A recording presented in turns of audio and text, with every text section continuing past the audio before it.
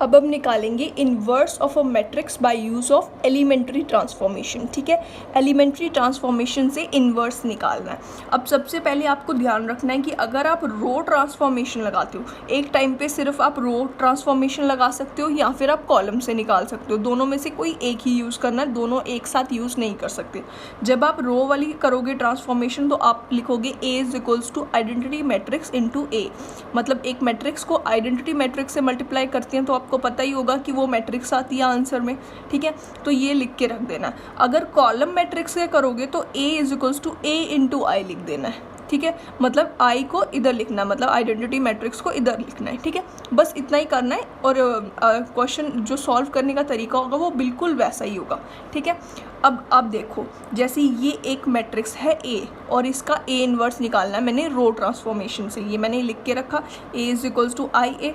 अब क्या करना है कि ये वाला जो A है इसको भूल जाना है और ये I जो है इसको ऐसे इस तरीके से लिख के रखना है, A को ऐसे ही लिख दो और साथ साथ में आपको भूल जाना बस, लेकिन साथ साथ में इसको मल्टीप्लाई करके चलते जाना है, ए इस तरीके से करते जाना है और लिखना नहीं है, इसकी जगह कुछ भी नहीं लाना। ये A जो होगा इसको हमने क्या करना, आइडेंटिटी मैट्रिक्स बनाना है, मतलब इसके डायगोनल एलिमेंट्स 1 होने चाहिए, बाकी सारे 0 होने चाहिए। ठीक है, तो आपको पता ही होगा। अब देखो यहाँ पे अगर ये आइडेंटिटी मैट्रिक्स बन जाएगी तो ये क्या हो जाएगा, ये देखो identity matrix is equals to A inverse into A होता है, मतलब कि अभी थोड़ी देर पहले मैंने आपको बताया था A इंटू A इन्वर्स अगर मैं मल्टीप्लाई करती हूँ तो इसका मतलब आंसर में आइडेंटिटी मैट्रिक्स आती है। अगर इसको मैं आइडेंटिटी मैट्रिक्स कैसे भी करके बना दूँ तो यहाँ पे जो ट्रांसफॉर्मेशन के बाद जो मैट्रिक्स बनेगी वो आइडेंटिटी मैट्रिक्स तो बिल्कुल नहीं होगी, वो क्या होगी, वो A इन्वर्स बन जाएगा, क्योंकि A हमारे पास पहले से ही है, उसके साथ क्या हो जाएगा, A इन्वर्स बन जाएगा। ऐसा ही सेम कॉलम वाले में भी यही होगा, लेकिन कॉलम में क्या करना है, A को आपने आगे रखना और I को इस तरीके से ही लिख के रखना और कॉलम वाली सारी की सारी ट्रांसफॉर्मेशन लगाते जाना है। अब हम फर्स्ट में क्या करेंगे, सबसे पहला स्टेप तो यही होगा। अब सेकंड स्टेप में हम एक ट्रांसफॉर्मेशन लगाते हैं। हमें क्या करना है, यहाँ पे 1 बनाना है और यहाँ 0, यहाँ 0, यहाँ 0, यहाँ पे 1, डायगोनल एलिमेंट्स मतलब 1 बनाने, बाकी सारे 0, पता ही है आपको। अब हम देखो यहाँ पे पहले से 1 है और यहाँ पे 0 है, तो इसको हम एक दूसरे की जगह ले आते हैं, इनकी पोजीशंस को स्वाइप कर देते हैं। R2 की जगह R1 आ जाएगा और R1 की जगह R2 आ जाएगा। ठीक है, और जब हमने ये करना है तो दोनों में करना है, मतलब आइडेंटिटी मैट्रिक्स में भी ये करना है और A को वैसे ही साइड पे लिख देना है। तो यहाँ पे आ जाएगा 1 2 3 और ये 0 1 2 3 1 1। ठीक है, ये आ गया और ये अब ऊपर गया 0 1 0। ठीक है, 1 0 0। आपने जो ये लगाने हैं, ये मतलब इनके ऊपर जो रो ट्रांसफॉर्मेशंस लगानी है वो आपने इसको ध्यान में रख के लगानी है और साथ में इसको करते जाना है। इसको तो देखना नहीं है कि ये क्या हो रहा है, इसमें क्या आंसर आ रहा है, उस पर ध्यान नहीं देना बिल्कुल। ठीक है, ये R3 एज इट इज़। ठीक है, ये आ गया ना, ये वाला इधर इसके नीचे आ गया और ये ऊपर आ गया। ठीक है, अब इसके बाद थर्ड स्टेप R2 हो गया, R2 को R1 कर दिया। अब यहाँ पे क्या करना है, यहाँ पे 1 आ गया पहले से, अब यहाँ पे भी 1 आ गया। अब इस चीज़ को हमें 0 बनाना है, इसको भी 0 बनाना है, इन सबको 0 बनाना है, मतलब बाकी सारे एलिमेंट्स को 0 बनाना है।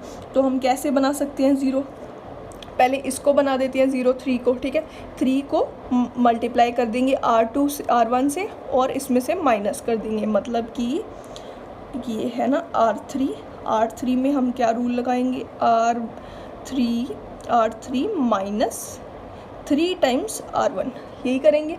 ठीक है, इससे क्या होगा, अब पहले हम ये लगाते हैं यहाँ पे 1 और 2 सेम जैसे हैं वैसे के वैसे लिख दिए। ठीक है, R3 को क्या करना है, R3 माइनस 3 टाइम्स R1, मतलब 0 हो गया, 3 टाइम्स 1 हो गया 3, तो मतलब 3 माइनस 3 0 0, 1 माइनस 2 इंटू 3 कितना हुआ, 6 हुआ ना, 1 माइनस 6 कितना हुआ, -5 आ गया। और ये 1 माइनस 9 कितना हुआ, ये आ जाएगा 1 माइनस 9 इक्वल्स टू -8। ठीक है, ये आ जाएगा। फिर उसके बाद इसमें भी सेम यही करना है, 0 1 0 वैसे लिख दिया, 1 0 0 वैसे लिख दिया। और 0 को क्या करना है, 0 माइनस 0 तो 0 ही हो जाएगा, मल्टीप्लाई करो चाहे इसको 3 से, कुछ भी हो जाए। ठीक है, ये -3 आ जाएगा, 0 माइनस 3 इंटू 1 और यहाँ पे 1 ही आ जाएगा क्योंकि 0 माइनस करने से कुछ नहीं होगा, ये आ गया। उसके बाद फोर्थ स्टेप में हम क्या करेंगे, अब हमें क्या करना है, अब हमें इसको 0 बनाना है और इसको 0 बनाना है, ठीक है, इनको बनाना है, इन सबको 0 बनाना है, इसको 1 बनाना है। तो अब हम स्टेप अप्लाई करते हैं फोर्थ स्टेप में हम क्या करेंगे, फोर्थ स्टेप में R1 को हम R1 माइनस 2 टाइम्स R2 कर देते हैं, है ना। R1 को R1 माइनस 2 टाइम्स R2 कर देंगे, ये वाला, ठीक है, क्योंकि ये जो है ये 1 है ना, इसको 2 से मल्टीप्लाई करूँगी और इसमें से ये माइनस कर दूँगी, क्या हो जाएगा, 2 माइनस 2 0 हो जाएगा, ठीक है, यहाँ पे 0 आ जाएगा उससे, ठीक है। हमें पहले इनको देखते जाना, इधर वाली साइड से एक एक करके देखते जाना, ठीक है। इधर मैं एक और बना देती हूँ, फिर नेक्स्ट पेज पे चलेंगे हम, ठीक है। 1 को चेंज करना है तो 2 और उसको पहले ही लिख दो, ठीक है, ये आ जाएगा 0 माइनस 5 माइनस 8, और R1 जो है इसको करना है R1 माइनस 2 टाइम्स R2, मतलब कि ये तो 1 वैसे ही है और ये है तो ये 0 आ जाएगा, 2 टाइम्स R2 मतलब कि यहाँ पे 4 है, 3 माइनस 4 माइनस 1, ठीक है। और ऐसा ही सेम टू सेम इधर करना है, ये आ गया 1 0 0 0 माइनस 3 1, ठीक है। और यहाँ पे फर्स्ट वाला जो है वो आ जाएगा, यहाँ पे आ जाएगा ये है 0 0 माइनस 2 टाइम्स माइनस 2 आ गया, माइनस 2 टाइम्स R2, और 1 माइनस 2 टाइम्स, और ये 0 ही रहा, ठीक है, ये हो गया। अब हम यहीं पे करते हैं, अब क्या करेंगे 5th स्टेप में, ठीक है, इसको ऊपर रख दिया इस तरीके से। 5th स्टेप में क्या करना है, अब R1 ये हो गया, और यहाँ पे ज़रूरत है ना R3 पे ज़रूरत है, R3 को करेंगे हम R3 माइनस की जगह प्लस कर देते हैं 5 R2, क्योंकि यहाँ पे ऑलरेडी माइनस है तो इसलिए हम प्लस करेंगे R2। अब हम एक चीज़ देखो, यहाँ पे ये R2 है और ये भी R2 है ना, तो हम ये स्टेप दोनों एक साथ भी कर सकते थे, ठीक है। एक मिनट मैं पहले कर देती हूँ ये वाला स्टेप, फिर मैं आपको समझाती हूँ। पहले ये हो जाएगा ए, यहाँ पे R3 को छोड़ के बाकी सारे वैसे के वैसे लिख देने हैं, 1 0 माइनस 1 0 1 2, यही आया था थोड़ी देर पहले। फिर ये माइनस 2 1 0 1 0 0, ठीक है, ये आ गया। अब हमने क्या करना है, यहाँ पे आएगा ये है 0 0 ही रहेगा, ये R3 प्लस 5 टाइम्स R2 मतलब ये 0 हो जाएगा, प्लस 5 टाइम्स R2 मतलब 1 से 5 मल्टीप्लाई किया तो ये आ जाएगा 0 आ गया, मतलब माइनस 5 प्लस 5 0, और यहाँ 5 2 ज़ा 10, 10 माइनस 8 यानी कि 2, ये प्लस है, ठीक है, ये माइनस नहीं है इसलिए ये पॉजिटिव 2 आ गया। अब इसमें भी यही करना, R3 प्लस 5 टाइम्स R2 मतलब 5 माइनस 3, और 0 से मल्टीप्लाई करेंगे तो कुछ नहीं होगा 1, ठीक है, वैसे ही के वैसे, क्योंकि हमने 0 यहाँ पे भी ऑलरेडी पहले से है। तो ये स्टेप मैं जो बोल रही हूँ कि ये दोनों स्टेप्स एक साथ कैसे आ सकते थे, क्योंकि ये स्टेप्स में अगर आप देखो तो ये लास्ट में R2 है, R2 पे कोई ऑपरेशन हमने अप्लाई नहीं करना, वो एज इट इज़ रहने वाला था।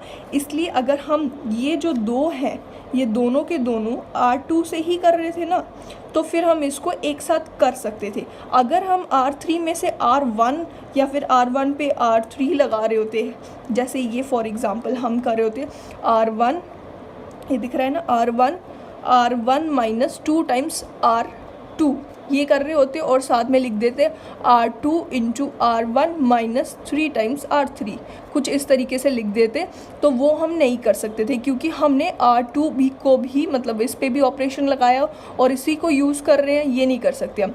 ये कर सकते हैं कि इन दोनों के सिवाय R1 और R2 के सिवाय जो है उसके अगर उसका यूज़ करके करना है तो दो ऑपरेशन हम एक साथ कर सकते हैं। जैसे ये R3 दोनों में अगर लगेगा तो ये हम दोनों एक साथ कर सकते हैं। समझ आई बात?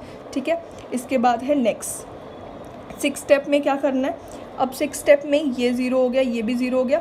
अब ये है, ठीक है, ये 2 है, इसमें 2 को मल्टीप्लाई करके इसको क्या करते हैं, डिवाइड बाय 2 कर देते हैं और इसमें से माइनस कर देते हैं।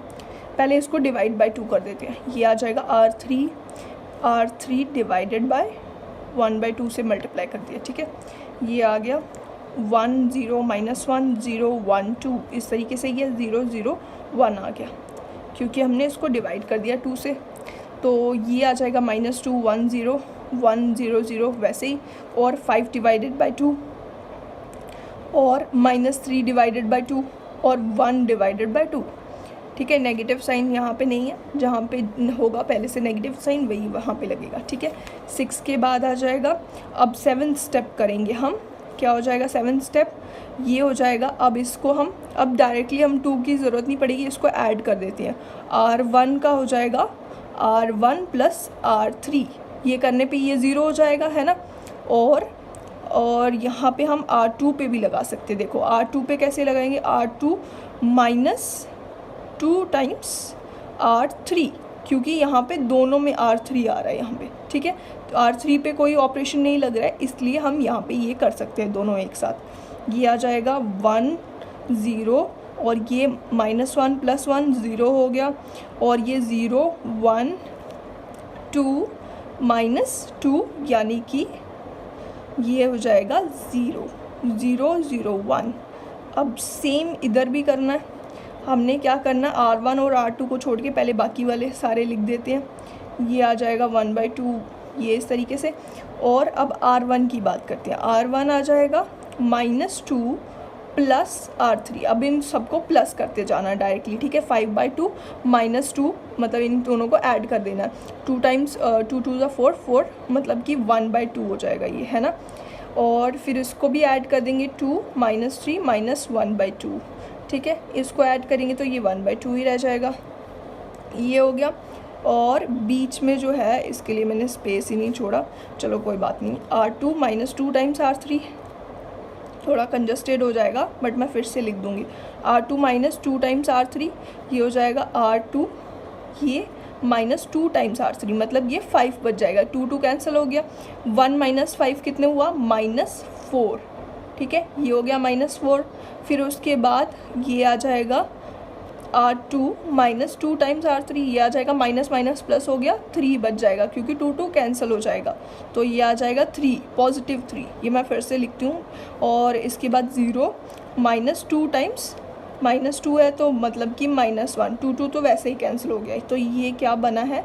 ये बना है 1/2 -1/2 और 1/2 और -4 3 -1 5/2 और -3/2 और 1/2, ठीक है। ये बना है ये, ठीक है। इसके साथ हमें ए भी लिख के रखना हमेशा, ये भूलना नहीं है, ए हमेशा लिख के रखना है।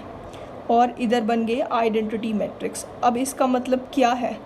इसका मतलब ये है कि ये जो है ये ए इन्वर्स है, ये है ए इन्वर्स, क्योंकि ए इन्वर्स को अगर हम ए के साथ मल्टीप्लाई करते हैं तभी हमें आइडेंटिटी मैट्रिक्स मिलती है।